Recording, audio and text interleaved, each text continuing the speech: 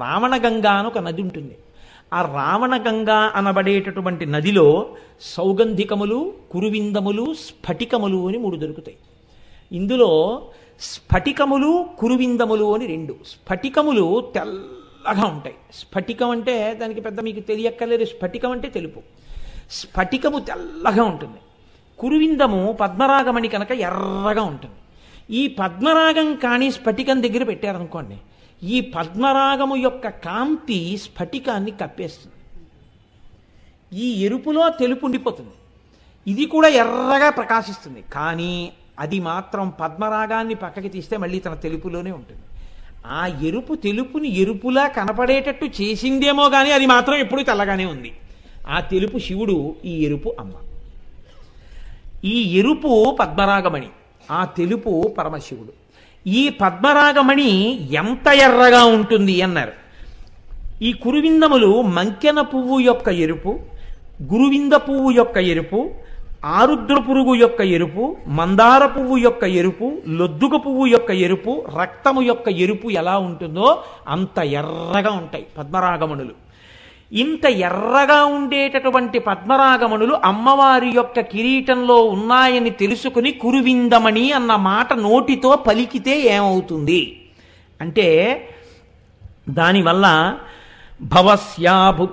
భవస్యాబుద్ధ్యాగని తవ పరిజనో కామానురాగాః కురువిందజేషు శనైర్నతాదృక్స్ఫటికోద్భవేషు మాంగల్యయుక్తా హరిభక్తిదాశ్చ వృద్ధిప్రదాస్తే స్మరణాద్భవంతి. ఎవరైతే నోటితో స్ఫటికము అన్న మాట అంటారో, ఎవరు నోటితో పద్మరాగము అన్న మాట అంటారో, ఈ 2 మాటల్ని అంటే చాల్ట. మాంగల్యయుక్తా హరిభక్తిదాశ్చ వృద్ధిప్రదాస్తే స్మరణాద్భవంతి. నోటితో అనడం కాదు, స్మరణాత్, మనసులో ఒకసారి తలుచుకుంటే చాలు పద్మరాగమణి ఎర్రగా ఉంటుంది అని. కానీ స్ఫటికం తెల్లగా ఉంటుంది అని కానీ ఒకసారి మనసులో అనుకుంటే ఉత్తర క్షణంలో ఈ రెండిటికి ఒక శక్తి ఉంది. మీకు మంగళములను కటాక్షిస్తాయి, మీకు శుభాన్ని ఇస్తాయి. కాబట్టి ఇప్పుడు అమ్మవారి కిరీటమునందు పద్మరాగమణులుంటే అవి మీకు ఏ శుభాన్ని చేకూరుస్తాయి అంటే హరిభక్తిదాంశ్చ. ఇవి మీకు వెంటనే హరిభక్తిదాశ్చ, హరిభక్తినిస్తాయి. హరి అనగా విష్ణువు, విష్ణువు అనగా పురుష రూపమునందుంటే విష్ణువు, స్త్రీ రూపమునందుంటే అమ్మవారు, అంతే. అందుకే అలంకార ప్రియత్వం విష్ణువుకి ఉంటుంది, అలంకార ప్రియత్వం అమ్మవారికి ఉంటుంది.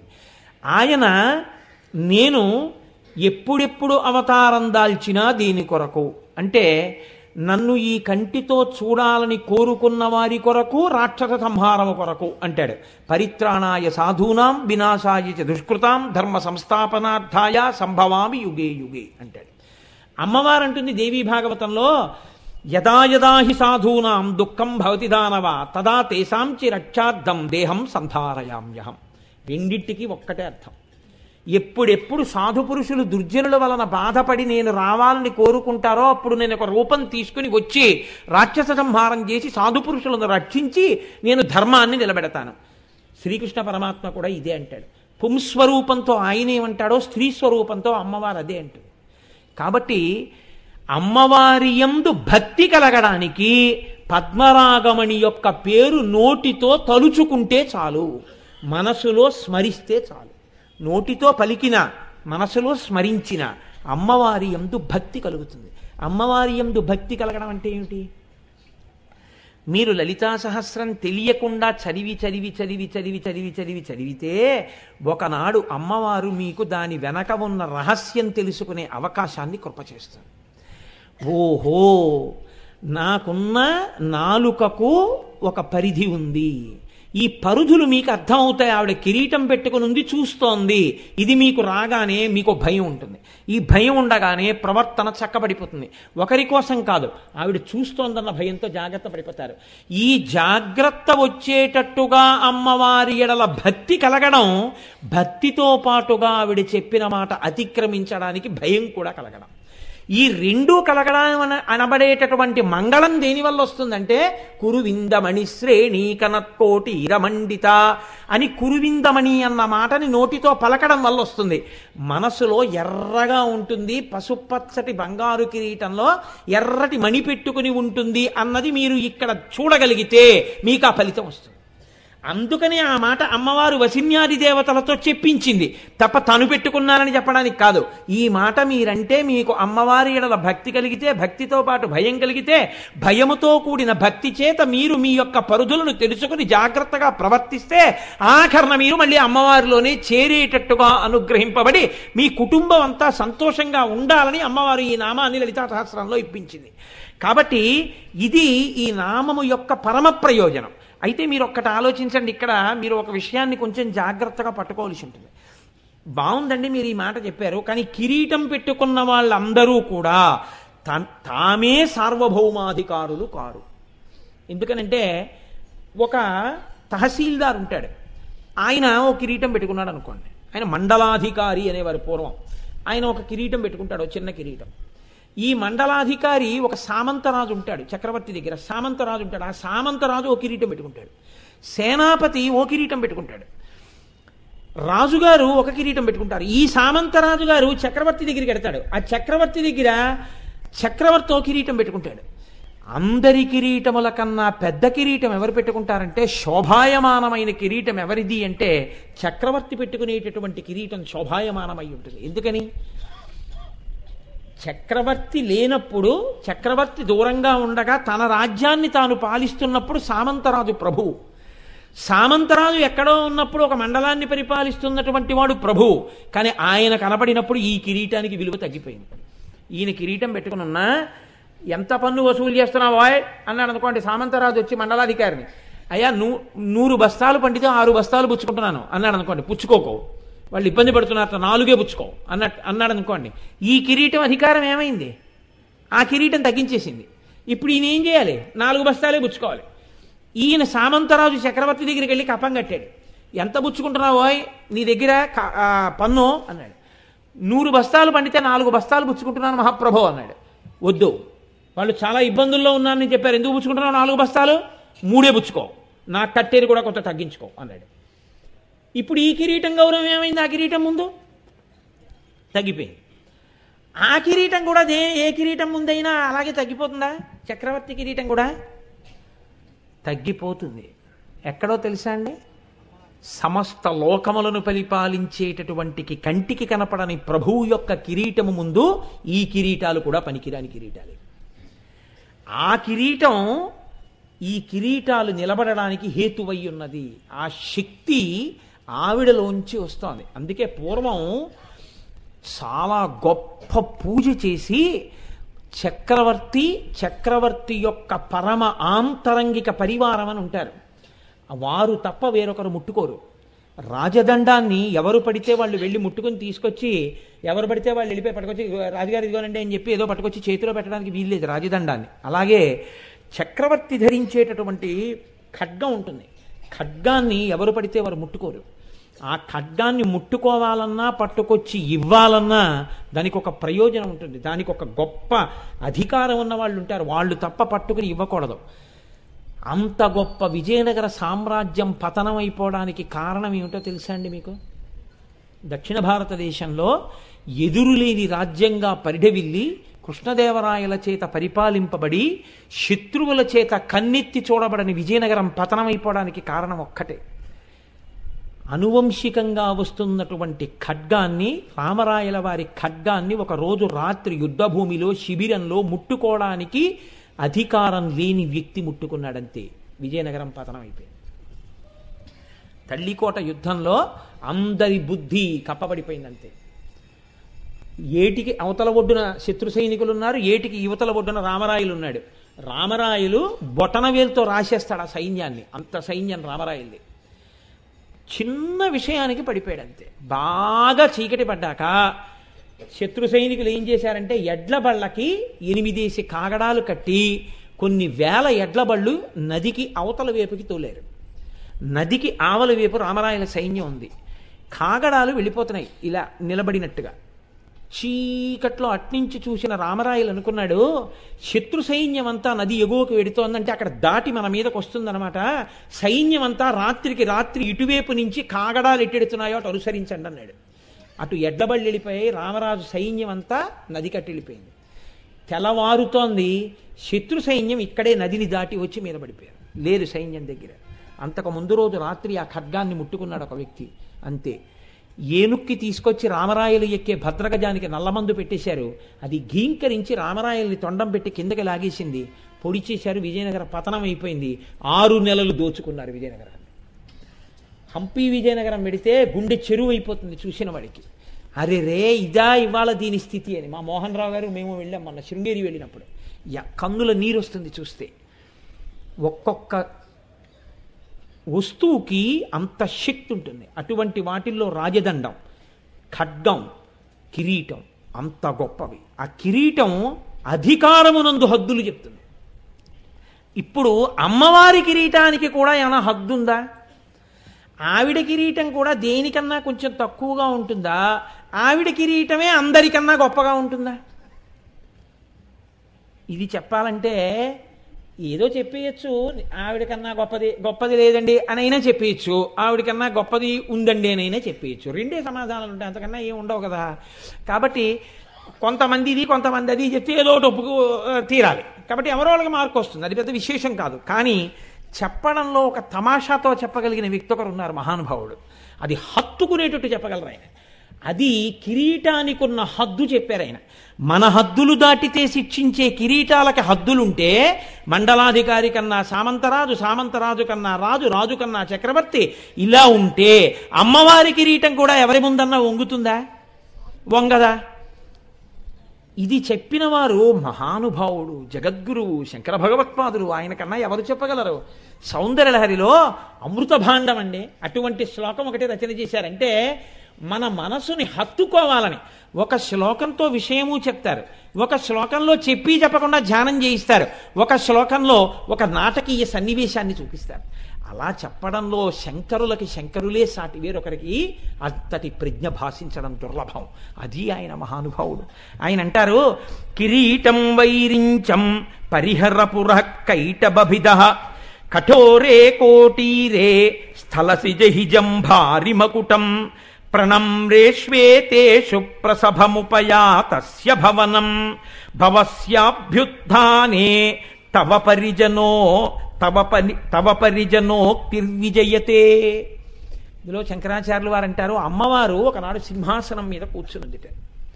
అమ్మవారు సింహాసనం మీద కూర్చుంటే అమ్మవారిని సేవించడం కోసమని చెప్పి వచ్చి కూర్చున్నారు కొంతమంది.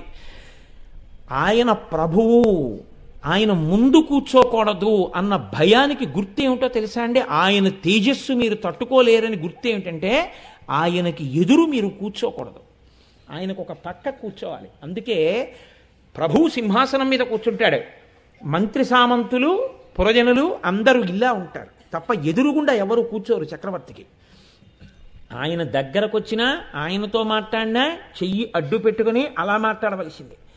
ఆయన సభలో కూర్చుని ఉండగా దేని తర్వాత ఏది జరగాలి అన్నది ఆయనే చెప్తారు. ఎంతో మహాపురుషులైతే తప్ప లోపలికొచ్చి సభ జరుగుతుండగా ఫలానా వాళ్ళు వస్తున్నారు అని చెప్పకూడదు. సభ నడుస్తున్నప్పుడు సభా కార్యక్రమం జరగాలి. ఆవిడేదో జరిపిస్తోంది కార్యక్రమం. ఎవరున్నారు సభలో?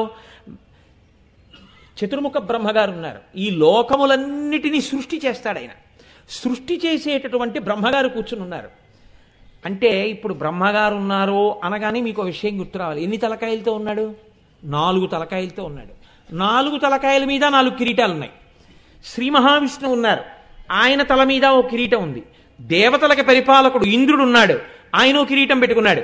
వాళ్ళు ముగ్గురే అమ్మవారి దగ్గర భయభక్తులతో కింద పరివారంలో కూర్చుని ఉన్నారంటే ఇంకింతకన్నా గొప్ప వాళ్ళు ఉంటారని మీరు ఎలా అనుకుంటున్నారు?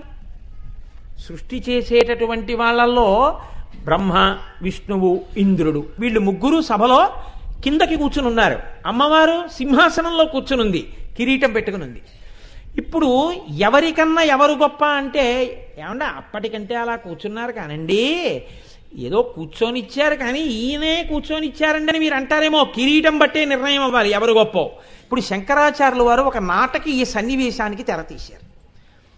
సభ జరుగుతోంది కాబట్టి ఎవరో పనికిమాలిన వాడు ఎవరో వచ్చేస్తుంటే అవునా ఆయన ఎవరో వచ్చేస్తున్నారని చెప్పి ప్రతివాడు వచ్చి చెప్పడు. ప్రతిహారి అంటారు. వాడు వచ్చి వాళ్ళు వస్తున్నారండి అని చెప్పకూడదు. ఫోన్ వచ్చిందండి అని సెల్లట్టుకు వచ్చి ఇచ్చేయడం, కార్డ్లెస్ పట్టుకొచ్చి ఇచ్చేయడం, ఇలా దిక్కుమాలిన వాళ్ళు ఉండదు. ఆవిడ ఎలా సభ నడిపిస్తుందో అలా నడుస్తుంది అంతే. అంతేగాని ఎవరైనా వస్తే అమ్మవారు సభలో ఉన్నారు బయట కూర్చుంటారు. ఇంద్రాదులు కూడా కూర్చుంటారు. శ్రీచక్రం గురించి విన్నప్పుడు ఇంద్రుడు కానీ కూర్చుంటారు. అలాగా అమ్మవారి దర్శనమే అవ్వదు అసలు. అటువంటి స్థితిలో అమ్మవారు కూర్చునింది. కూర్చునుంటే ఎవరొచ్చారని చెప్తారు? ఎవరొచ్చారని చెప్తే అకస్మాత్తుగా ఆవిడ లేచి నిలబడి ఆవిడ కూర్చుని ప్రవేశపెట్టండి అన్నారనుకోండి, అంటే పెద్ద ఆవిడ గౌరవించవలసిన వ్యక్తి ఏం కాదు. సభలో పనిలో ఉన్న ఆయన్ని రానివ్వాలి కాబట్టి ప్రవేశపెట్టండి అనొచ్చు.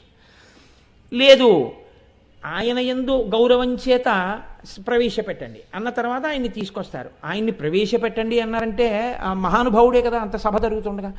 అప్పుడు ఆయన వచ్చిన తర్వాత ఈవిడ లేచి నిలబడి ఉపవిష్టులు కండు అంటుంది. అంటే ఆయన్ను ఆసనం మీద కూర్చోబెడతారు.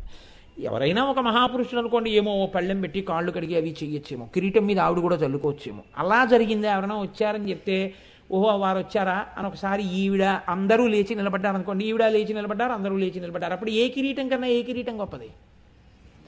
కిరీటాల పోటీయే ఉంది ఇక్కడ. కాబట్టి శంకరాచార్యులు వారు అన్నారు, ఒక ప్రతిహారి పరిగెత్తుకొచ్చి అన్నట్ట, అమ్మా మీకు ఓ మాట చెప్తున్నాం,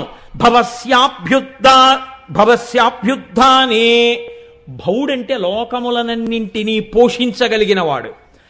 భవ ఇత్యుచ్యతే మూర్తిర్భవస్య పరమాత్మనః అంటుంది లింగపురాణం. అమ్మా పరమశివుడు సభలోకి విజయం చేస్తున్నారు అన్నాడు. అనేటప్పటికిట కూర్చుని చెప్పండి అని వింటోంది ఆవిడ. ఇప్పుడు అతను మెల్లిగా వచ్చి అమ్మగారికి ఏదో చెప్పాలి అంటే మంత్రులు వింటారు. ముందు శ్యామలాదేవి వాళ్ళు ఏమిటి అంటారు. అంటే ఫలానా వాళ్ళు వచ్చారు అంటే ఆయన వెళ్ళిపోతాడు. వెళ్ళిపోయిన తర్వాత శ్యామలాదేవి దగ్గరికి వస్తుంది. వచ్చిలా చెయ్యి అడ్డు పెట్టుకుని అంటుంది అమ్మవారు, అమ్మ ఫలానా వారు వచ్చారు అని చెప్తుంది. అంతేగాని ప్రతిహారి కేకలేసుకుంటూ రాడు. అలా కేకలేసుకుంటూ వచ్చాడంటే శ్యామలాదేవికి చెప్పి శ్యామలాదేవి అమ్మవారికి చెప్పి ఆలస్యం జరిగినందుకు అమ్మవారు వాడి కంఠం ఉత్తరించేస్తుంది అనమాట. ఆయన వస్తున్నప్పుడు మాత్రం ఇంకా ప్రోటోకాల్ లేదు. ఆయన వస్తున్నాడంటే అమ్మవారికి వినబడేటట్టు చెప్పవలసిందే. అంత భయభక్తులు అనమాట అమ్మవారికి కూడా. ఎవరు అలా వస్తున్నవాడు? పరమశివుడు వస్తున్నాడు సభలోకి. అందుకని ఇప్పుడు ఆవిడితో వచ్చి చెప్పాడు. ప్రతిహారి అరుచుకుంటూ వచ్చాడు, అమ్మా భవస్యాగ, ఆ మాట చూడండి, భవస్యాభ్యుద్ధానే. భవుడు పరమశివుడు వచ్చేస్తున్నాడమ్మా సభలోకి, వచ్చేస్తున్నారు, బయలుదేరారు, దగ్గరికి వచ్చారమ్మా అనగానే అమ్మవారు వచ్చేస్తున్నారా అని కూడా అనలేదట. గభాల సింహాసనం నుంచి లేచిపోయి గబ గబ గబ గబ దివిగి ఎదురెళ్ళిపోతోంది. ఇప్పుడు ప్రవేశపెట్టండి అంటట్లేదు, తాను ఎదురెళ్ళిపోతోంది. ఎలా వెళ్ళిపోతోందిట? చక్రవర్తి సభలోంచి లేచి వెళ్ళేటప్పుడు మళ్ళీ ప్రోటోకాల్ ఉంటుంది. వెనకాతల మళ్ళీ ఆవిడికి స్తోత్రం చేస్తే వాళ్ళు పెడతారు, మంత్రులు పెడతారు, సేనాపతులు పెడతారు, ఆంతరంగిక పరివారం పెడతారు. ఒక్కొక్కరు ఒక్కొక్క కక్షిలో ఉండిపోతారు. చిట్ట చివరి వరకు మంత్రి గారు ఒక్కడే పెడతాడు. మంత్రి గారు ఒక్కరు వెళ్ళిన తర్వాత ఆ మంత్రి గారితో లోపల ఆవిడ ఇంకేమైనా మాట్లాడితే మాట్లాడి శ్యామలాదేవితోటి ఆవిడ లోపలికి వెళ్ళిపోతుంది. చింతామణి గృహంలోకి వెళ్ళిపోతుంది ఆవిడ. కానీ ఇక్కడేమైంది? ప్రవేశపెట్టడం లేదు, ఈవిడ పరిగెత్తుకు వెళ్ళిపోతుంది.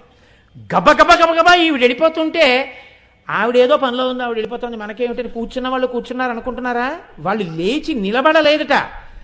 అమ్మ బాబోయ్ అమ్మవారు ఇలా వెడుతోంది, మనం ఇలా నిలబడ్డమే అని వాళ్ళు కింద పడిపోయారు. అంటే ఇప్పుడు ఎవరి కిరీటం పెద్దది? ఒక కిరీటం ఆయన కిరీటం పెట్టుకుని వచ్చాడో పెట్టుకోకుండా వచ్చాడో ఆయన జటాజుటం ఉంటుంది. అందుకని ఆయన వచ్చేస్తున్నాడు.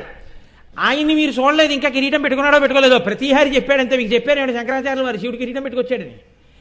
ఇంకా ఆవిడ వెడుతోందని చెప్పారు. కిరీటం ఆయన పెట్టుకున్నాడో పెట్టుకోలేదో మీకు తెలియదు. కానీ పెట్టుకున్న కిరీటాలన్నీ ఏమయ్యాయి? ఆవిడ అంత గబగబా వెళ్ళిపోతున్నా, ఆవిడ ఏదో పని మీద వెళ్తున్నారని వీళ్ళు వెంటనే సరే మళ్ళీ వస్తుందని కూర్చోలేదు. ఆవిడ గబగబా దిగిడుతోంది అంటే హఠాత్ సంఘటన, ఎవరు ఊహించలేదు. ఎవరు ఊహించనప్పుడు ఆవిడ అలా వెడుతున్నా వీళ్ళందరూ నేల మీద పడిపోయారు. పడిపోతే ఇప్పుడు ఆవిడ తొందర, శివుడు వచ్చేస్తున్నాడు, గబగబా వెళ్ళిపోతుంది ఆవిడ బయటికి. వెళ్ళిపోతుంటే చెలికెత్తాలని అంటున్నారట. వాళ్ళు అమ్మవారు వెళుతుంటే పరిగెత్తుకుంటే గబగబా చుట్టూ వచ్చేసారు. ఏదో Z+ కేటగిరీలో ఉన్నవాడు అటు ఇటు పెడుతుంటే బ్లాక్ క్యాట్ కమాండోస్ కూడా పరిగెత్తినట్టు వాళ్ళ చెలికెత్తులు పరిగెత్తుకుంటూ వచ్చన్నట్టు, అమ్మ కిరీటం వైరించం, అమ్మ ఇది బ్రహ్మగారి కిరీటాలు, 4 కిరీటాలు, జాగ్రత్త జాగ్రత్త, కాళ్ళకి తగులుతాయి, తప్పుకో తప్పుకో అంటున్నారట. కొంచెం వెనక్కుండా తొలగైంది వెనకది అంటారట. అమ్మ జాగ్రత్త, తగులుతాయి అని అమ్మవారికి తప్పుకోండి అని చేతులు పట్టుకుంటున్నారట. అమ్మవారు ఇలా చూట్టాలు లేట కిందకి వెళ్ళిపోతుంది. వీళ్ళు అమ్మ బాబాయ్ అమ్మవారి పాదాల దగ్గరికి వస్తున్నాయి, ఇంతే చాలు, ఏ కారణమైతేనే దండం పెడదామంటే అక్కడికి ఎలాగో వెళ్ళడానికి కుదరదు, అవి లేచి వెళ్ళిపోతుంది. అందుకని వాళ్ళు అనుకోకుండా పాదాలు వచ్చాయి, వాళ్ళు కింద పడిపోయారట కిరీటాలతో, పడిపోయి పెడుతున్నారు, అమ్మ కిరీటాలు తగులుతాయి అని చిలికెత్తులు అంటున్నారట. అంటే చెప్పకుండా చెప్తున్నారు ఏ కిరీటం పెద్దది, అమ్మవారి కిరీటం పెద్దది ప్రస్తుతం వరకు కదండి. అందుకని ఆవిడ వెళ్ళిపోతాం చెలికెత్తలు అంటున్నారట. కిరీటం వైరించం హరిహరపుర కైటబిద, అమ్మా బ్రహ్మగారి కిరీటాలు, ఇది కైటభుడనేటటువంటి రాక్షసుణ్ణి మర్దించినటువంటి శ్రీ మహావిష్ణువు యొక్క కిరీటం, చాలా కఠినంగా ఉంటుందమ్మా ఈ కిరీటం. ఇది కిరీటం మీదకి బాణాలు వేస్తారు. శ్రీ మహావిష్ణువు స్థితికారకుడు, ఎప్పుడూ లోకాల్లో ధర్మానికి హాని వచ్చిందంటే యుద్ధానికి వెళ్ళిపోయేది ఆయనే.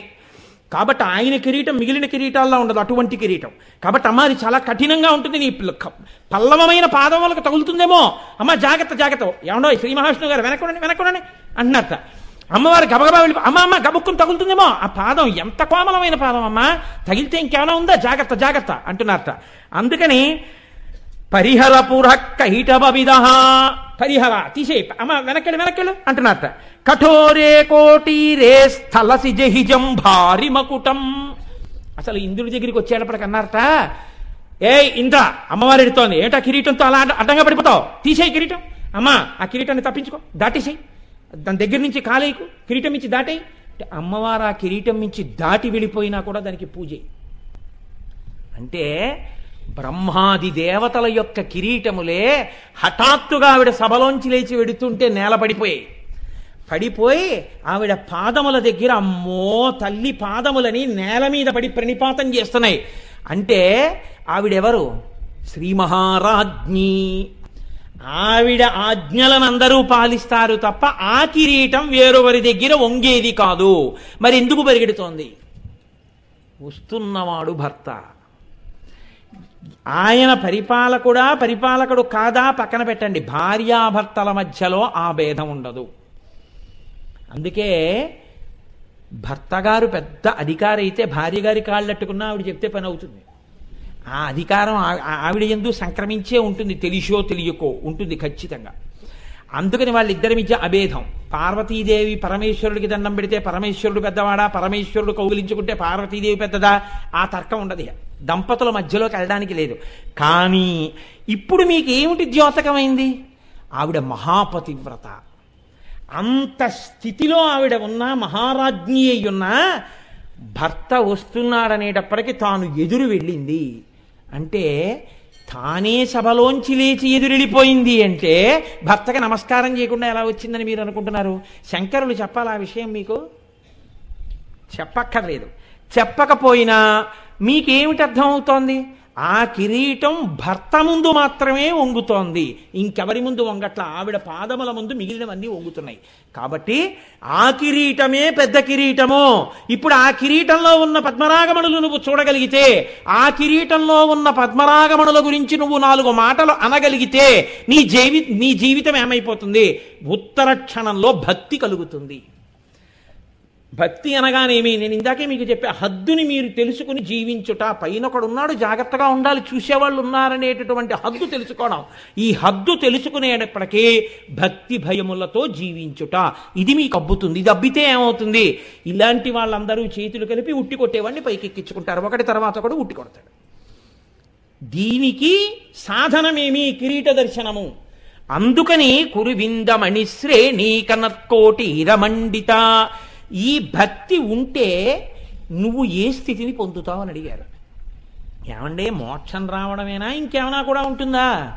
అమ్మవారి యందు భక్తితో ఉన్నవాడు ఏ స్థితిని పొందుతాడన్నారో తెలుసా అండి? ఏది చెప్పినా శంకరాచార్యులు వారు చెప్పాలండి, మహానుభావుడు. ఆయన తప్ప చెప్పగలిగిన వాడెవరు? ఆయన అంటారు, తనీయాం సంపాంశుం తవ చరణ పంకేరుహభవం విరించి సంచిన్వన్ విరచయతి లోకాన వికలం వహత్యేనం శౌరి కథమమి సహస్రేణ శిరసాం హర సంక్షుద్యైనం భజతి భస్మోద్ధూళన విధిం. చతుర్ముఖ బ్రహ్మగారు ఈ లోకాన్నంతటినీ సృష్టి చేసేటప్పుడు ఎక్కడా తప్పు లేకుండా సృష్టిస్తున్నాడు. మనిషి కడుపున మనిషి, కుక్క కడుపున కుక్క, పిల్లి కడుపున పిల్లి, అందరికీ ముఖమే ఉండాలి. ముఖంలోనే ముక్కు, ముఖంలోనే కళ్ళు, ముఖంలోనే చెవులు, ముఖంలోనే నోరు, ముఖంలోనే అదేంటి లేకపోయినట్టయితే లలాటము. ఇన్ని సృష్టించిన ఒక వ్యక్తిని పోలి ఇంకొక వ్యక్తి ఉండడు. అందరూ ముఖాలే, అన్ని తలకాయలే అయినా ఒక మనిషిని పోలి ఇంకొక మనిషి లేకుండా సృష్టి చేస్తున్నాడు. ఇంత శక్తి బ్రహ్మగారికి ఎక్కడి నుంచి వచ్చింది? తనీయాం సంపాంసుం, అమ్మవారి పాదములకు పట్టినటువంటి రజస్సు మట్టిని చల్లుకోలేదుట. అమ్మవారి పాదములకు ఉన్నటువంటి మట్టిలో ఉన్న ఒక లేశ కణాన్ని తీసి తన కిరీటం మీద వేసుకున్నట్ట. ఇంత శక్తి వచ్చింది. నువ్వు కూడా నీకిచ్చిన శక్తిని అమ్మవారి పరం చేసి ఆవిడ పాదముల దగ్గర తల ఉంచి నమస్కరించి, అమ్మా నే చేస్తున్నది నీ అనుగ్రహంతో అని ఆవిడ పాద ధూళి నీ శిరస్సున వేసుకోగలిగితే నీకున్న విభూతి ఏ స్థాయిలో ప్రకాశిస్తుందో, నువ్వు ఎంత స్థితిని పొందుతావో ఆలోచించుకో. కాబట్టి తనీయాం సంపాంసుం తవ చరణ పంకేరుహభవం విరించి సంచిన్వన్ విరచయతి లోకాన వికలం వహత్యేనం శౌరిహి కథమమి సహస్రేణ శిరసాం. ఏమి మాటలేసేస్తారోనండి శంకరాచార్యుల వారు. అమ్మవారి పాదములకే ఉన్నటువంటి ధూళికణాన్ని శిరస్సు మీద వేసుకున్నారట శ్రీ మహావిష్ణువు. వేసుకుని ఏం చేస్తున్నారు? 1000 తలలతో ఈ భూమిని మోస్తున్నారట. అదేమిటండి విష్ణువు భూమిని మోసినట్టు ఎక్కడుందండి లోకంలో? అంటే శంకరాచార్యుల వారి ప్రజ్ఞ ముందు ఎవరైనా తలవంచవలసిందే. ఆయన అన్నారు వహత్యేనం శౌరిహి, శౌరి మోస్తున్నాడు అన్నారు. శౌరి అన్న మాట కృష్ణుడికి ఉంది. శౌరి అంటే సూర్యుడి యొక్క మనవడు. ఆ సూర్యుడు అనేటటువంటి ఆయన కొడుకు వసుదేవుడు, వసుదేవుని యొక్క కుమారుడు కృష్ణ భగవానుడు. సూర్యుడికి పౌత్రుడు కనుక శౌరి అని పేరు. శూరుడికి కొడుకు వసుదేవుడైతే వసుదేవుడికి చెందినటువంటి భార్య రోహిణీ గర్భమునందు పుట్టిన బలరాముడు కూడా శౌరియే. ఎందుకని ఆ సూర్యుడికి మనవడే అవుతాడు కాబట్టి. ఇప్పుడు బలరాముడు కూడా శౌరి అయితే ఆ బలరాముడు శేషాంశ, శేషుడు బలరాముడిగా వచ్చాడు. కాబట్టి ఆ శేషుడు 1000 పడగలతో భూమిని మోస్తాడు. కాబట్టి ఇప్పుడు శౌరి అన్న మాట విష్ణువాంశ శేషుడికి కూడా వర్తిస్తుంది. అలా వచ్చారు శంకరాచార్యులు గారు. ఒక్క మాటతో మిమ్మల్ని ధ్యానం చేయిస్తారు. శౌరి ఎలా చెందుతుంది అన్నారు అనుకోండి, మీరు 50 పుస్తకాలు ఎట్టి చూడాలి. అంటే మొదట్లో అయితే, తర్వాత అమ్మవారి అనుగ్రహం ఉంటే వెంటనే విడుతుంది, అది వేరు విషయం అనుకోండి. కాబట్టి ఇప్పుడు బలరాముడు శేషాంశలో ఉండగా తన 1000 పడగలతో ఈ భూమిని మోస్తున్నాడు. మొయ్యడము అన్న మాట గురించి మీరు ఒకటి ఆలోచించండి. ఎలా మోస్తున్నట్ట? బ్రహ్మగారు చేసినట్టుగా, బ్రహ్మగారు చేస్తే నవికలం, ఏ తేడా లేకుండా సృష్టి చేస్తున్నట్ట. విష్ణువు కూడా అంత గొప్పగా మోసేస్తున్నారా లోకాన్ని? కథమపి, ఎలాగో అలా. అదేమిటి? సృష్టి చేయడం తేలిక, 1 గంట పనో ఓ రోజు పనో ఉంటుంది అది సృష్టి. కానీ స్థితి, డేట్ ఆఫ్ బర్త్ అన్నది కొన్ని క్షణాలతో కూడుకుని ఉంటుంది. దాన్ని బట్టే జాతకం ఉంటుంది. డేట్ ఆఫ్ డెత్ అన్నది నిజానికి 1 క్షణం ఉంటుంది, అయిపోతుంది. ఈ మధ్యలో ఉన్నదే స్థితి. ఇది ఎలా బతికామన్నదే ముఖ్యం. కాబట్టి ఇంతమందిని పరిపాలించడం అంటే మాటలా అండి? కథమపి, భరించడం అంటే పరిపాలించడం కూడా. ఎలా భరిస్తున్నాడో వీళ్ళందరినీ అన్నారు అనుకోండి, ఎలా పరిపాలిస్తున్నాడో వీళ్ళందరినీ అని అర్థం ఉందండి. శౌరి ఇప్పుడు పరిపాలనాంశ కూడా చెల్లింది. ఎలా పరిపాలిస్తున్నాడో అంటే ఇంత తింగరాళ్ళు. ఇంకొక తేలిక మాటలో చెప్పాలంటే ఎవరం హద్దుల్లో ఉండేవాళ్ళం. వీళ్ళని పరిపాలించడం అంటే మాటలా ఇంత పిపీలికాది పర్యంతాన్ని ఎలా పరిపాలిస్తున్నారు విష్ణువు? కథమపి, అమ్మవారి పాదములకు ఉన్నటువంటి ధూళికణాన్ని తల మీద వేసుకుని. బానే ఉందండి. మరి లయం చేసి ఆయన ఏం చేస్తున్నాడు అంటే వహత్యేనం శౌరి కథమపి సహస్రేణ శిరసాం హరస్సంక్షుద్యైనం భజతి భస్మోద్ధూళన విధిం. హరుడు అనగా రుద్రుడు ఈ లోకములనన్నిటినీ కూడా లయం చేసేసి ఆ బూది తీసుకుని ఒంటికి రాసుకుంటున్నాడు. అది ఏంటి? ఏదో ఆయన సృష్టించాడు, బాగానే ఉంది, సృష్టించి ఒంటి మీద పెట్టుకోలేదు. విష్ణువు భరించి ఒంటి మీదకి రాసుకోలేదు. రుద్రుడు లయం చేసి ఆ బూది చేసి ఒంటికి రాసుకుంటున్నాడు అన్నారు శంకరాచార్యుల వారు. వాళ్ళిద్దరూ చేయింది ఈయన ఎందుకు చేస్తున్నాడు? ఇది శంకరాచార్యుల వారి ప్రజ్ఞ అంటే. బే ఏదో ఏదో ఒకటి చెయ్యాలి కాబట్టి అండి, అంతా ఉండిపోయింది కదా పౌడర్లా ఉందని రాసుకున్నాడండి అని కాదు. అది మీరు జాగ్రత్తగా ఆలోచిస్తేనే అందుతుంది. ఎందుకు రాసుకుంటున్నాడోట తెలుసా అండి? ఈ సృష్టిని ఎలా చేశాడు బ్రహ్మగారు? అమ్మవారి పాదరేణువుని తల మీద దాల్చి భక్తితో చేశాడు. విష్ణు ఎలా పరిపాలించారు దీన్ని? అమ్మవారి పాదరేణువుని తల మీద వేసుకుని భక్తితో పాలించారు ఈ లోకాన్ని. కాబట్టి ఈ లోకం ఎక్కడి నుంచి వచ్చింది? అమ్మవారి పాద రేణువు యొక్క అనుగ్రహంతో వచ్చింది. కాబట్టి ఇప్పుడు దీన్నంతటినీ బూది చేసినా ఇది ఏదైంది? అమ్మవారి యొక్క అనుగ్రహమే బూది రూపాన్ని దాల్చింది. దాన్ని అలా వదిలేస్తే ఎలా? ఇంకా దీన్ని వాడుకోవడానికి నేను ఒక్కడే మిగిలేని ఈ అనుగ్రహాన్ని, ఇది ఇలా వదిలేయడం ఎందుకన్నా ఆ అనుగ్రహాన్ని ఒళ్ళంతా రాసేసుకున్నట్ట శంకరుడు.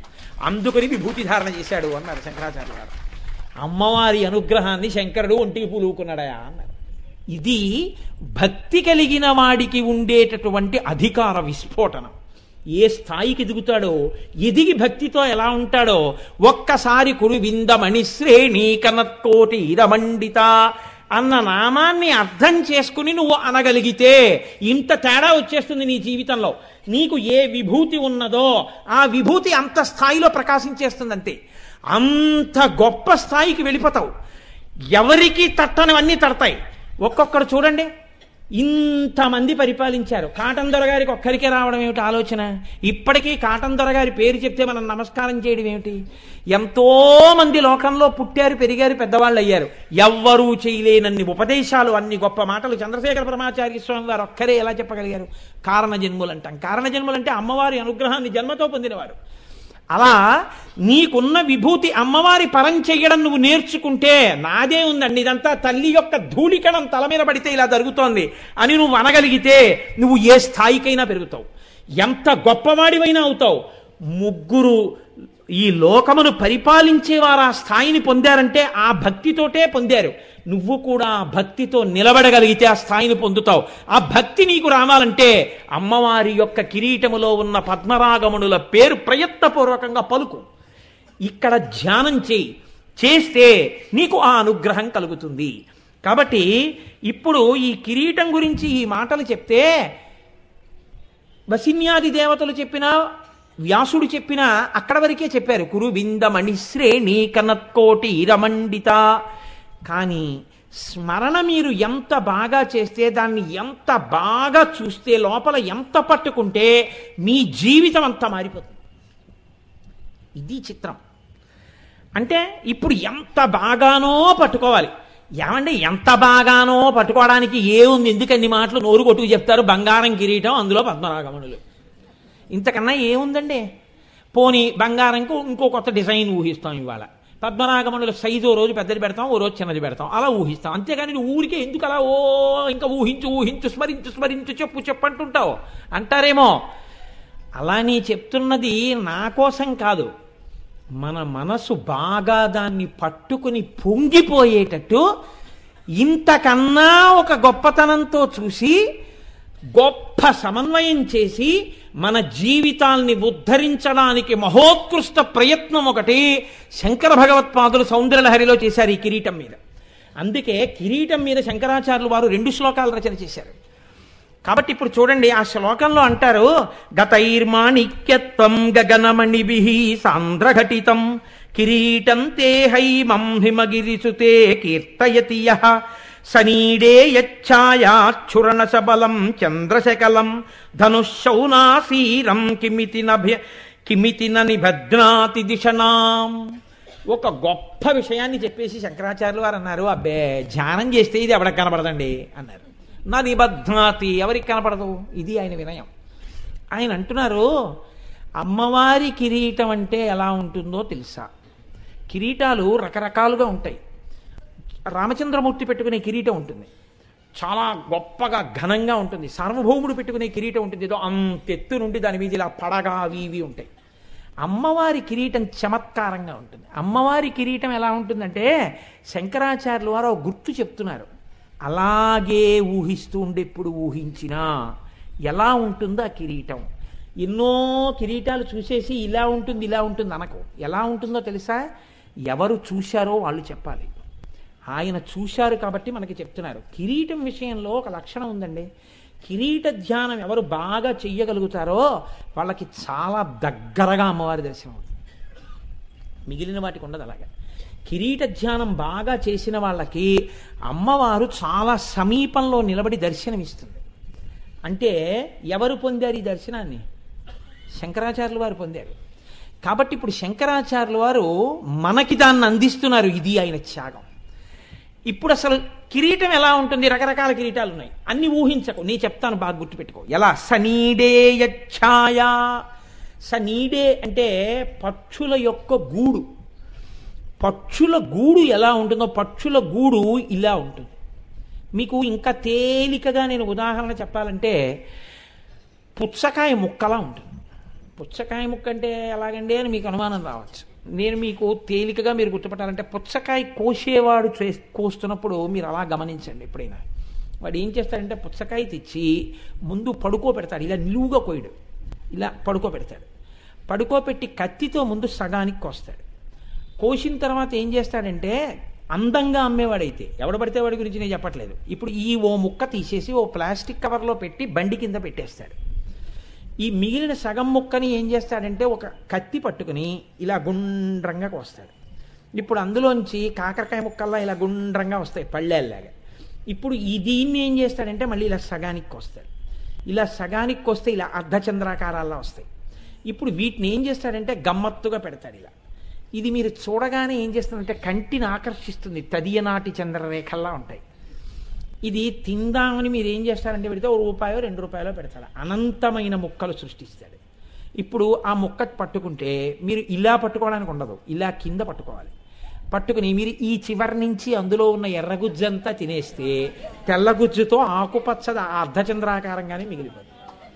దీన్ని మీరు కింద పారేస్తే దాని రూపం చెడదు, ఎర్ర గుజ్జు పోతుంది. మేకో గొర్రెో తినేస్తుంది, తర్వాత విషయం. కానీ చూడండి, అర్ధచంద్రాకారంగా దాని ఆకారం మిగిలిపోతుంది తిన్న తర్వాత కూడా. అలా తేలికగా చెప్పాలంటే అంతకన్నా ఉపమానం లేదు. సనీడే యచ్ఛాయ. పక్షి గూడు పెడితే ఇలా పెడుతుంది. ఎందుకో తెలుసా అండి? తాను కూర్చుంటే రెక్కలు ఇలా పెడితే గుడ్డు చక్కగా అందులో ఉండాలి. తాను పొదిగితే ఇలా పక్షి కూర్చుంటుంది, బరువంతా ఆంచదు. పొట్ట వేడి ఒక్కటే గుడ్డుకు తగులుతుంది. అమ్మ పొట్ట వేడి గుడ్డు పెంకుకి తగిలితే ఆ వేడి లోపల ఉన్న పిండం గ్రహించి పిల్లతనాన్ని పొందుతుంది, ప్రాణం పోసుకుంటుంది. తన కంటికి కనపడనటువంటి తన బిడ్డ గుడ్డులో ప్రాణం పోసుకుంటున్నప్పుడు తన ఒంటి వేడి చేత పొదగబడుతున్న గుడ్డు వలన పొందుతున్నటువంటి అవ్యాజమైన ఆనందం చేత పక్షి కనుగుడ్లు గమ్మత్తుగా ఇలా మూస్తుంది. మీరు ఏ వెంకటాచలం లాంటి క్షేత్రాలకో వెళ్ళినప్పుడు ఏ మధ్యాహ్నం వేళ ఒక్కరూ తిరుగుతుంటే చెట్ల మీద గోళ్లల్లో పొదుగుతున్న పక్షులు కనపడతాయి. అప్పుడు వాటి కళ్ళల్లో ఆనందం చూడాలి మీరు. అమ్మవారు కట్టిన గూడు కూడా అలా ఉంటుంది. అమ్మవారి కిరీటం కూడా అలా ఉంటుంది, ఇలా గూడులాగా. వెంకటేశ్వర స్వామి వారు పెట్టుకుంటారే కిరీటం, ఏదో కొంచెం బోర్లించినట్టు ఉంటుంది, అలా ఉంటుందన్నమాట ఆ కిరీటం. ఇప్పుడు ఈ కిరీటం గురించి శంకరాచార్యుల వారు ముందు మీకు ఒక క్లూ అందించారు. అలా ఊహిస్తే ఇప్పుడు అందులో ఏముంది? గతైర్మాణిక్యత్వం గగనమణిభిః సాంద్రఘటితం. ఇప్పుడు మామూలుగా ఒక రాజు పెట్టుకునే కిరీటం అయితే ఏదో ఇంత బుర్రకాయ ఉంటుంది. అమ్మవారు సమస్త విశ్వములు ఆవహించింది. ఇంత విశ్వరూపిణి అయినటువంటి జగన్మాత తలకి సరిపోయే కిరీటాన్ని ఎవరు తయారు చేస్తారు? దానికి మణులు ఎక్కడి నుంచి వస్తాయి? అందుకని శంకరాచార్యుల వారు అన్నారు, ఆ ఎర్రటి మణులు ఏవో కావు, ద్వాదశాదిత్యులే అన్నారు. 12 సూర్యులే అమ్మవారి కిరీటానికి మణులు. ఆ 12 ఇంద్రుడు, ధాత, పర్జన్యుడు, త్వష్ట, పూషుడు, అర్యముడు, భగుడు, వివస్వంతుడు, విష్ణువు, అంశవంతుడు, వరుణుడు, మిత్రుడు. వాళ్ళ పేర్లు తలుచుకుంటే చాలా ఆరోగ్యం. ఆ ద్వాదశాదిత్యులు అమ్మవారి కిరీటంలో మణులుగా ఉంటారు. ఇప్పుడు మణులుగా ఉన్నారు, బాగుంది. అమ్మవారి కిరీటానికి ఒక్కదానికే ఒక గమ్మత్తుంది, చంద్రరేఖ ఉంటుంది. మిగిలిన కిరీటాలకి చంద్రరేఖ ఉండదు. ఆ చంద్రరేఖ ఎప్పటిది? తదియనాటి చంద్రరేఖ. తదియ కృష్ణపక్షంలోదా శుక్లపక్షంలోదా? కృష్ణపక్షంలో ఉన్నటువంటి తదియనాటి చంద్రరేఖ ఇవాళ ఉందే చంద్రరేఖ ఇంచుమించు ఇవాళ చవితి కాబట్టి ఇది అవుతుంది, ఇది కాదు. శుక్లపక్షంలో ఉన్నటువంటి తదియనాటి చంద్రరేఖ మనం టేకి పెడుతూ కారులోంచి దర్శనం చేశాం కదా ప్రసాద్ బాబు గారు, అందుకని నమస్కారం చేస్తారు తదియనాటి చంద్రరేఖకి. శుక్లపక్షంలో తదినాటి చంద్రరేఖ ఇలా ఉంటుంది. అది నేను చెప్పిన పుచ్చకాయ ముక్క ఆకారంలో ఉంటుంది. అలాంటి చంద్రరేఖ ఒకటి అమ్మవారి కిరీటం మీద ఇలా ఉంటుంది. మళ్ళీ ఇప్పుడు ఇలా ఉన్నటువంటి ఈ చంద్రరేఖ ప్రకాశిస్తుంటే 12 సూర్యులు ద్వాదశాదిత్యులు ఆ పద్మరాగమణులులా కిరీటంలో ఉన్నారు. అమ్మవారు నవ్వుతూ కూర్చుంది. శంకరాచార్యులు వారు అన్నారు, ఈ చంద్రబింబం దగ్గర నుంచి అమృత బిందువులు పడతాయి కదా చంద్రుడు అన్న తర్వాత. ఈ అమృత బిందువు ఇలా పడింది. పడుతుంటే ఈ ద్వాదశాదిత్యుల్లోంచి ఒక కిరణం ఆ బిందువులోకి వెళ్ళింది. వాన పడుతోంది, సూర్యప్రకాశము ఉంది. సూర్యకిరణం వాన బిందువులోంచి వెళ్ళగానే ఆకాశంలో ఇంద్రధనస్సు వస్తుంది. 7 రంగుల కింద విడిపోతుంది. అలాగే చంద్రుడి నుంచి పడుతున్నటువంటి సుధా బిందువు మీదకి సూర్యకిరణం పడగానే ఎట్నుంచి పడిన కిరీటానికి చుట్టూ ఉన్నాయి ఆదిత్యులు. ఆ సూర్యకిరణం ఇలా పడగానే ఇంద్రధనస్సు వస్తుంది అమ్మవారి కిరీటం మీద. 7 రంగుల కింద విడుతుంది. ఇలా అమ్మవారి కిరీటం చుట్టూ ఇంద్రధనస్సు ఏర్పడుతుంది. నువ్వు బాగా చూశావని గుర్తు ఏమిటంటే నీకు ఆ ఇంద్రధనస్సు కూడా కనపడి ఉండాలి ధ్యానంలో. లేకపోతే ఈ చంద్రరేఖ నుంచి పడుతున్న సుధాబిందువు సూర్యకిరణం అలా వెళ్ళడం, అందులోంచి విడిబడి ఇంద్రధనస్సు కూడా పడడం జరిగింది అంటే నువ్వు బాగా ధ్యానం చేశావు. ఇలా బాగా ధ్యానం చేసిన వాడికి ఇంద్రధనస్సు అన్నది కొత్తగా కనపడింది. అది ఇంద్రధనస్సు అని శంకరాచార్యులు వారు చెప్పరు. ఎంత రహస్యనామం వాడారో తెలుసండి ఆయన. శౌనాసీరం అన్నారు. శౌనాసీరం అన్న మాట ఇంద్రుడికి అమరకోశంలో వాడారు. సైన్యంలో ముందుండి యుద్ధం చేస్తాడు కాబట్టి, ముందు గొప్ప సైన్యం ఉంచుతాడు కాబట్టి ఆయనకి శౌనాసీరం అని పేరు. ఇంద్రుడి యొక్క ధనస్సు ఎలా ఉంటుందో అలా 7 రంగులు విడిపైన ఇంద్రధనస్సు ఏర్పడుతుంది. అంటే మీరు నిజంగా ఇప్పుడు ధ్యానం చేయడానికి ఒక గొప్ప అవకాశాన్ని శంకరాచార్యుల వారు మీకు ఇచ్చేశారు. ఇప్పుడు మీరు కళ్ళు మూసుకొని అమ్మవారి బంగారు కిరీటం, అందులో మణులు, పైన చంద్రరేఖ. లోకంలో ఉండేటటువంటి సంప్రదాయం ఏమిటంటే చంద్రుడు స్వయం ప్రకాశకుడు కాడు, సూర్యుడు స్వయం ప్రకాశకుడు. సూర్యుని కిరణాలు చంద్రుడి మీద పడితే చంద్రుడు ప్రకాశిస్తాడు. శంకరాచార్యులు వారు అంటున్నారు చంద్రుడి యొక్క ప్రకాశం చేత సూర్యుడి యొక్క ప్రకాశం కలిస్తే ఇంద్రధనస్సు వస్తుంది అంటున్నారు. ఆయన అమ్మవారి అనుగ్రహం వల్ల ఏమైందంటే చంద్రుడు గొప్ప స్థాయిలోకి వెళ్ళిపోయాడు. ఇప్పుడు శంకరుడికి సూర్యశేఖరుడు అని పేరుంది, చంద్రమౌళీశ్వరుడు అని పేరుంది. ఇప్పుడు శంకరాచార్యులు వారు ఈ శ్లోకంలో రహస్యంగా అమ్మవారిని సూర్యచంద్రమౌళీశ్వరి అని నామకరణం చేశారు. ఇప్పుడు ఇలా అనడం వల్ల మీకేం తెలిసింది? అమ్మవారు సూర్యచంద్రమౌళీశ్వరి. ఇప్పుడు మీకు తెలియకుండానే ఈ నామం మీరు పలికేశారు. చంద్రమౌళీశ్వరుడి భార్య చంద్రమౌళీశ్వరి. మీరు మీ ప్రమేయం లేకుండా, మీకు తెలియకుండా ఈ సామ్యాన్ని తీసుకొచ్చి ఆవిష్కరించేశారు కిరీటాన్ని అడ్డు పెట్టుకుని ధ్యానం చేస్తే.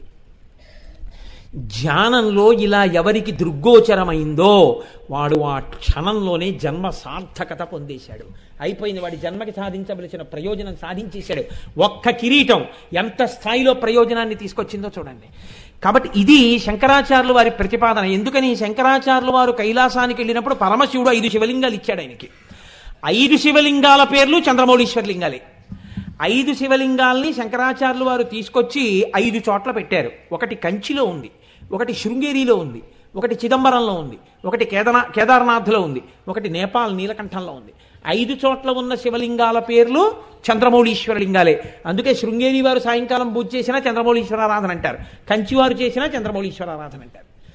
చంద్రమౌళీశ్వరుని భార్య కూడా చంద్రమౌళీశ్వరియే. రూపమునందు ఇద్దరు ఒక్కలా ఉంటారు. ఆ ఇంద్రధనస్సుని అడ్డుపెట్టి మీకు ధ్యానమునందు ఒక కొత్త కోణాన్ని శంకరాచార్యులు వారు తొడిగారు. కాదు, ఇంకొక రహస్యం మీకు చెప్తున్నాను. అమ్మవారి కిరీటం ఏమీ తెలియని వాడికి కూడా దర్శనం అయిపోతుంది. ఏమీ తెలియకపోయినా మీరు చూడొచ్చు అమ్మవారి కిరీటాన్ని. ఎప్పుడు చూడొచ్చో తెలుసా అండి? ఒక్క కార్తీక మాసంలో కృష్ణపక్షంలో వచ్చేటటువంటి చతుర్దశి నాడు అమ్మవారి కిరీటం ఆకాశంలో కనపడుతుంది. అందుకే ఆ చతుర్దశిని రూప చతుర్దశి, కృష్ణ చతుర్దశి అని పిలుస్తుంటారు.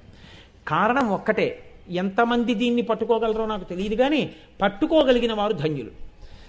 ఒక రాశి చక్రంలో సూర్యచంద్రులు ఇద్దరూ ఎప్పుడూ అమావాస్య నాడు 1 డిగ్రీ దగ్గరే ఉంటారు. అంటే 1 బిందువు దగ్గరే ఉంటారు. అలా గోపాలకృష్ణ గారు నాకు సుతముఖాన్ని అలా బోర్డు ఇస్తే బాగుంది. ఇప్పుడు ఇది ఒక రాశి చక్రం అనుకోండి.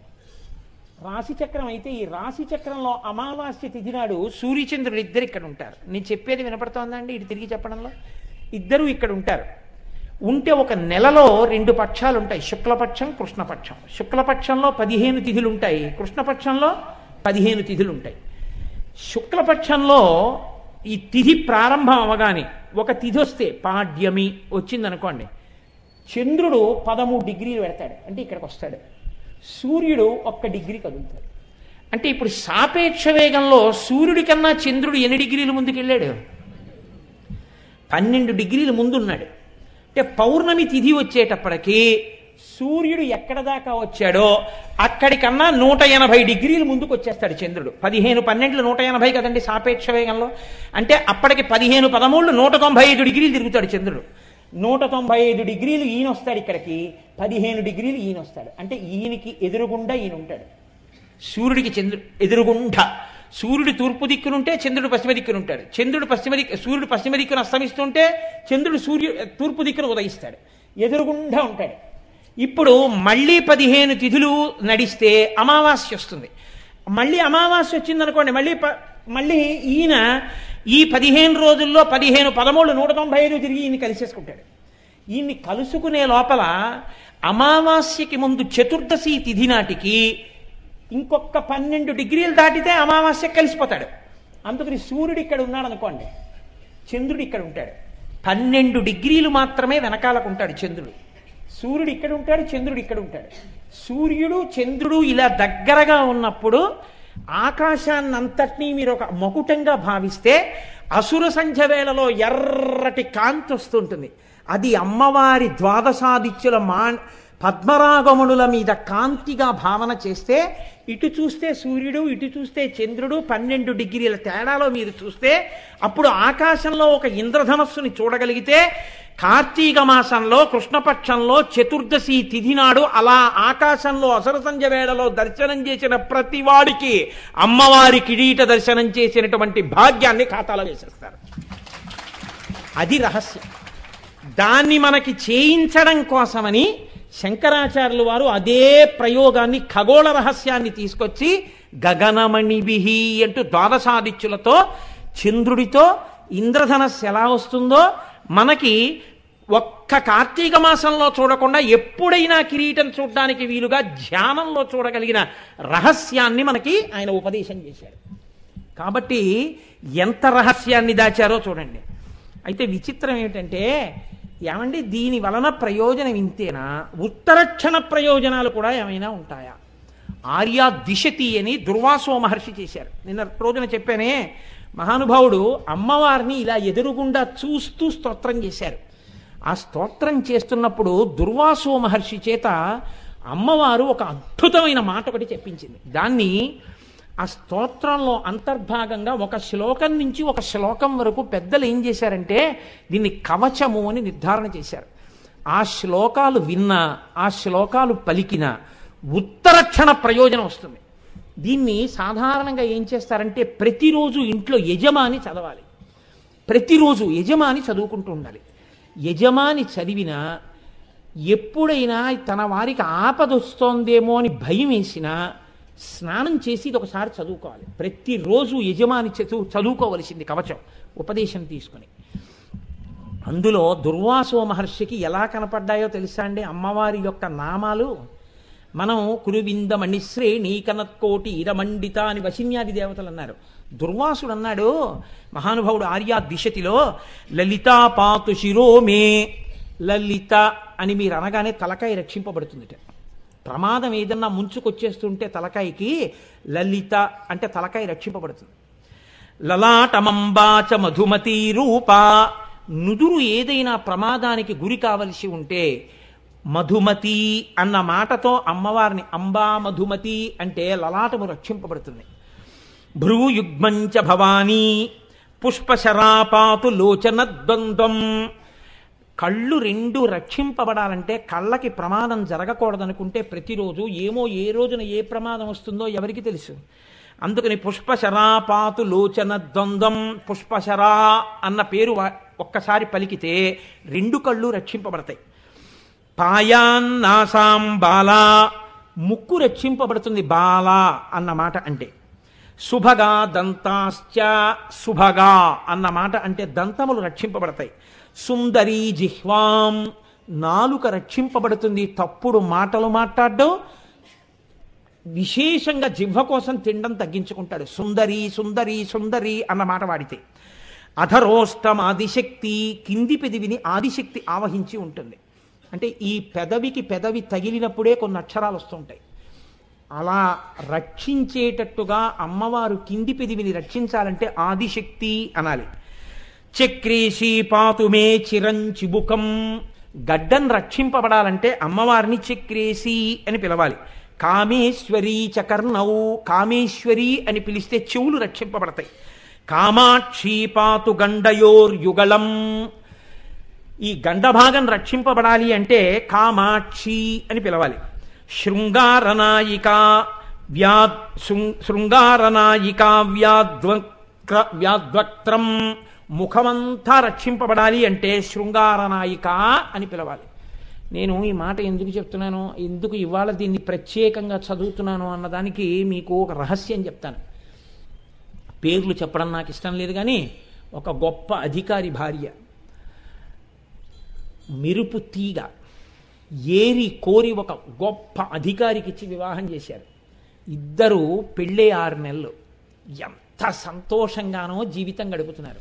చిన్న వయస్సులో గొప్ప అధికారి ఆయన ఎంత స్థాయికి పెడతాడు. ఈమెయో మెరుపు తీగ, అన్యోన్యమైన దాంపత్యం. ఆ తల్లి ఒకనాడు బాత్రూంలోకి వెళ్ళి గీజర్ స్విచ్ ఆన్ చేసుకుని లోపలికి వెళ్ళింది. వేడి నీళ్లు పోసుకుందాం అనుకుని పంపు తిప్పింది, గీజర్ పేలిపోయింది. ఆ మరుగునీళ్ళన్నీ వచ్చి మీద పడిపోయి తలుపు లోపల వేసి ఉంది. ఆవిడ స్పృహ తప్పి పడిపోయింది ఆ వేడి నీళ్ళలో. ఆ తలుపు కొట్టి ఆ చప్పుడికి తలుపు పగల కొట్టి పైకి తీసుకొచ్చారు. మాంసపు ముద్దగా బతికి ఉంది ఆవిడ. ప్రమాదం జీవన గతుల్ని మారుస్తుంది. నిన్ను, నీ బిడ్డల్ని, నీ వారిని రక్షించుకోవడానికి అమ్మవారే అనుగ్రహించి నిలబడి దుర్వాసో మహర్షికి దర్శనమిచ్చింది. ఈ పేర్లతో పలికితే నేను ఇలా రక్షిస్తానని. అందుకే ఆ పేర్లు ఒక్కొక్క పేరు ఒక్కొక్క స్థాయిలో ఎలా కాపాడేస్తాయో చూడండి. అందుకనే దాన్ని కవచం అన్నారు. కవచం కట్టుకుంటే ఎలా రక్షిస్తుందో అమ్మవారి పేర్లు కవచమై రక్షిస్తాయి. సింహాసనేశ్వరీ చ గళం, కంఠం రక్షింపబడాలంటే సింహాసనేశ్వరి సింహాసనేశ్వరి అని అమ్మవారిని ఉపాసన చెయ్యాలి. స్కంద ప్రసూచపాతు స్కంధౌ బాహూచ పాటలాంగీ మే పాణీచ పద్మనిలయ. అంటే నేను ఇలా చెప్పేస్తుంటే మీకు తెలిసిపోతుందేమో, అన్నీ నేను ఎంతకని చెప్పుకొని రాగలను. పాయాదనిశం నఖావళి విజయ, గోళ్ళు పుచ్చుగోళ్ళు అయిపోతే పాడైపోకుండా గోళ్ళు రక్షింపబడాలంటే విజయ విజయ అనాలి. అందుకే ఇంట్లో ఆడపిల్లలకి చక్కటి పేర్లు పెట్టేవారు పూర్వం. ఆ పేర్లతో పిలిచేవారు. సరే, ఇంక నేను అండమేందుకు. కోదండిని చ వక్ష, వక్షస్థలం రక్షింపబడాలంటే కోదండిని అనాలి. కుక్షించ వ్యాత్కులాచల తనూజాహ, పార్వతీదేవి పేరు పలికితే కడుపు రక్షింపబడుతుంది. కళ్యాణీ చ వలగ్నం, నడుము ఎవరికైనా దెబ్బతిని ఇబ్బంది పడుతుంటే వాళ్ళు ఈ కవచంలో ఈ నామాన్ని ఎక్కువ చెప్పాలి, కళ్యాణి కళ్యాణి అని.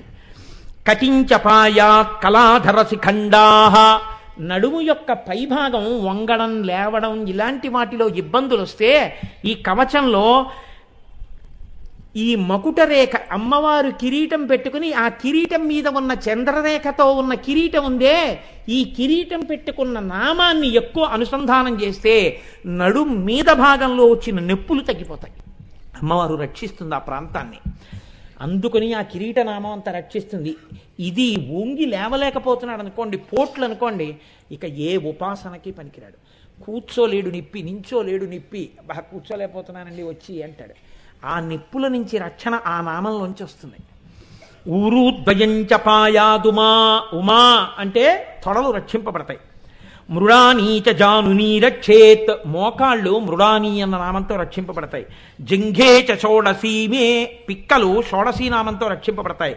ప్రాయాత్వాదౌ చ పాశ శృణిహస్త, శృణిహస్త అని పిలిస్తే అమ్మవారిని పాదములు రక్షింపబడతాయి.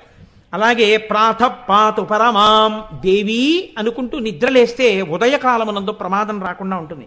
మధ్యాహ్నే పాతు మణిగృహాధీశ, మణిగృహాధీశ అంటే మధ్యాహ్న కాలమునందు రక్షింపబడతారు.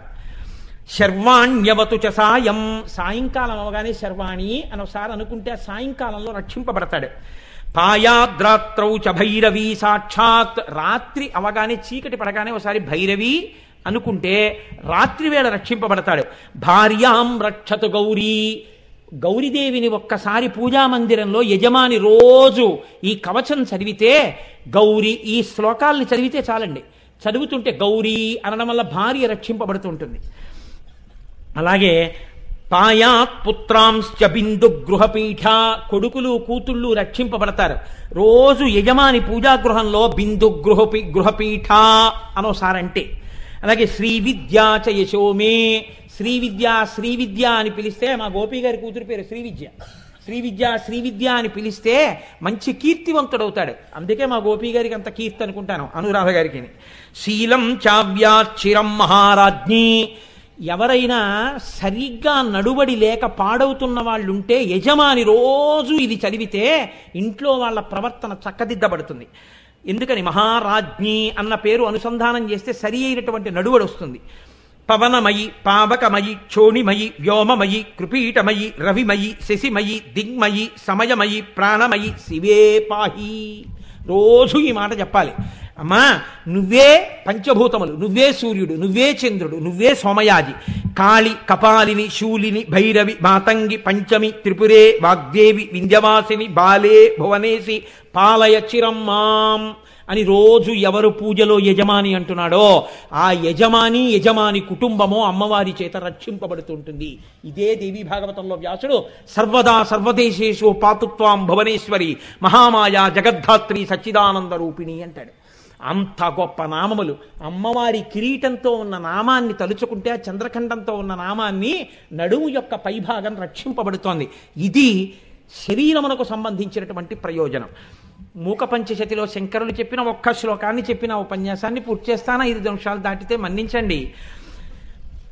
కుతుక జుషి కాంచి దేశే కుముద తపో రాశి పాకశేఖరితే కురితే జనో మనోయం కులగిరి పరిభృడ కులైకమణి దీపే అంటారు.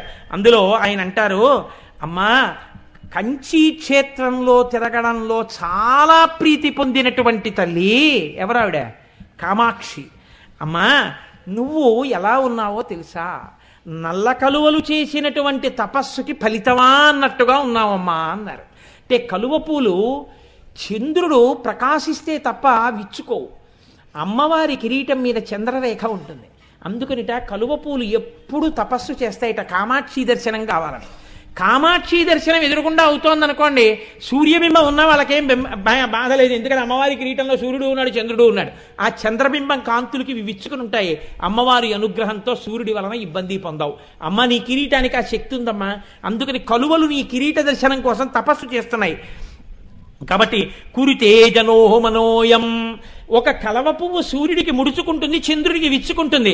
కానీ నీ కిరీటాన్ని ధ్యానం చేసిన కలవ పువ్వు ఎప్పుడూ విచ్చుకోగలిగిన శక్తి పొందితే నా మనస్సు ఆ కిరీటం మీద పెట్టుకుంటే తల్లి నేను ఎటువంటి స్థితిని పొందుతాను? అమ్మా నువ్వెవరో తెలుసా? కులగిరి పరిభృడ కులైకమణి దీపే, పర్వతములకు సార్వభౌముడైనటువంటి వాడు హిమవంతుడు. అటువంటి హిమవంతుని యొక్క ఇంటిలో పుట్టినటువంటి మణిదీపానివి తల్లి. ఆయన పర్వతాలకే సార్వభౌముడు. నువ్వు ఇంట పుట్టిన ఆడపిల్లవి, సమస్త బ్రహ్మాండములకు సార్వభౌమత్వాన్ని పొందినటువంటి దానివి. తాను సార్వభౌముడు పర్వతాలకే, తన కడుపున పుట్టిన బిడ్డో మొత్తం బ్రహ్మాండముల పట్ల సార్వభౌమాధికారం పొందింది. ఇప్పుడు ఆ తండ్రి ఎంత పొంగిపోతాడమ్మా? పర్వతం అయితే మాత్రమేమ్మా. ఈ సార్వభౌమత్వం దేని చేత ప్రకటనమైంది? హిమాలయ పర్వతాలు పెద్ద శిఖరాన్ని కిరీటంగా పెట్టుకుంటే అమ్మవారు సూర్యచంద్రుల్ని తీసుకొచ్చి కిరీటంలో పెట్టు కూర్చుంది. అటువంటి కూతుర్ని కన్నందుక తండ్రి ఎంత మురిసిపోతున్నాడో. నీకు తండ్రినైతి నాకింత చాలదే ఇది మహాద్భుతంబు ఇందువదన అన్నాడు. అందుకనమ్మా నీ కిరీటం ఆ ఇంటి యజమాని కిరీటం కన్నా గొప్ప కిరీటం అయి తండ్రి సంతోషించే కిరీటం పెట్టుకున్నావమ్మా అన్నారు మూకశంకర్లు. ఆయన అంటారు, ధరణిమయీం తరణిమయీం పవనమయీం గగనదహన హోతృమయీం అంబుమయీం అంబామనుకంపమాదిమామీక్షే ఆదిమజనని. ఏమి మాటలు పడిపోయాయండి మూకశంకరులకి. అమ్మవారిని ఎదురుగుండా చూస్తూ ఆ కిరీటం గురించి చెప్తున్నారు. అమ్మా ఆయనే ఉందమ్మా ఒక పర్వతం మీ తండ్రి, నువ్వో ధరణిమయీం ఈ భూమి అంతా నువ్వే, తరణిమయీం తల్లి నువ్వే, వాయువు నువ్వే, అగ్ని నువ్వే, నీరు నువ్వే, ఆ ఆఖరికి సువాసన పంచభూతములు పంచతన్మాత్రలు అన్నీ నువ్వే. అన్నీ నువ్వే అయిపోయి ఆఖరికి నిన్ను ఉపాసన చేస్తున్న సోమయాజి యజమానివి కూడా నువ్వే, అష్టమూర్తులు నువ్వే, పంచభూతములు నువ్వే, సూర్యచంద్రులు నువ్వే, జీవుడు నువ్వే. ఇన్ని నీవై అన్నీ నీవు తప్ప ఇంకొకటి లేకుండా సార్వభౌమత్వాన్ని పొంది కిరీటం పెట్టుకున్నావు. పర్వతములకు సార్వభౌముడన్న హిమవంతుడు పెట్టుకున్న కిరీటం కన్నా తన కూతురు పెట్టుకున్న కిరీటాన్ని చూసి అబ్బా నా కూతురు ఇంత గొప్పదైందని ఆ తండ్రి ఎంత మురిసిపోయాడో, ఆ తండ్రి ఇంటి మణిదీపంగా ప్రకాశించావమ్మా నీ కిరీటం చేత అన్నారు మూకశంకరులు. అంతమంది అమ్మవారి కిరీటాన్ని చూసి బహుభంగుముల కీర్తన చేశారు. అంత గొప్ప కిరీటం ఆ కిరీటం. అందుకనే ఒక్కసారి ఆ కిరీటాన్ని తలుచుకుంటే చాలు మనందరం ఆనంద తన్మయత్వాన్ని పొందుతాం. కురువిందమణి శ్రేణి కనత్కోటి ఇరమండిత. కొన్ని నామాలు చెప్దాం అనుకుంటాను, ఒక్క నామం పూర్తయితే పరమ సంతోషం. కానివ్వండి, గోపాలకృష్ణ గారు చెప్పినట్టు ఏక శబ్ద సమ్యజ్ఞాత సృష్ట ప్రయుక్త స్వర్గే లోకే కామదుగ్భవతి. ఒక్క మాట సంతోషంగా చెప్పుకుంటే చాలదా తల్లి అనుగ్రహాన్ని పొందడానికి? రేపటి రోజున మళ్ళీ అమ్మవారు అనుగ్రహించినటువంటి నామాల్ని మిగిలిన నామాల్లో కొన్నింటిని నడిపిస్తే అన్ని వీలైతే ఒక్కసారి అమ్మవారి దర్శనం చేసుకుని వెళ్ళిపోతూ ఉండండి. చక్కగా వినగానే దర్శనం చేసుకునే వాళ్ళు కూడా ఏం చేస్తారంటే పాదుకల కోసం తీర్థం కోసం ఎదురు చూడకండి. వేళ దాటిపోతోంది కాబట్టి ఇలా వెళ్ళి అమ్మవారిని చూసేసి అలా ప్రదక్షిణం చేసి వెళ్ళిపోండి. ఏం పర్వాలేదు, మీకు అందరికీ అనుగ్రహం కలుగుతుంది.